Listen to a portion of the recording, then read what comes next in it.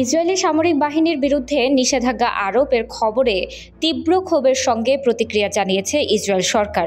যুক্তরাষ্ট্রের 1997 সালের লেহি আইন অনুযায়ী সামরিক বাহিনীর বিরুদ্ধে নিষেধাজ্ঞা দেয় যুক্তরাষ্ট্র। এই আইনে মানবাধিকার লঙ্ঘনের জন্য দায়ী বিদেশি নিরাপত্তা এবং সামরিক ইউনিটগুলোর ক্ষেত্রে বিদেশি সহায়তা এবং প্রতিরক্ষা প্রশিক্ষণ কর্মসূচিতে নিষেধাজ্ঞা দেওয়া যায়। IDF এর একটা ইউনিটের উপর নিষেধাজ্ঞা আরোপকে চরম অযৌক্তিক এবং অনৈতিক বলেছেন ইসরায়েলের প্রধানমন্ত্রী নেতানিয়াহু। তিনি সামাজিক যোগাযোগ মাধ্যম এক্সে দেওয়া এক পোস্টে বলেন, ইসরায়েলের প্রতিরক্ষা বাহিনীর উপর নিষেধাজ্ঞা আরোপ করা উচিত নয়। ইসরায়েল সরকার সম্ভাব্য সব উপায়ে এই ধরনের পদক্ষেপের বিরোধিতা করবে।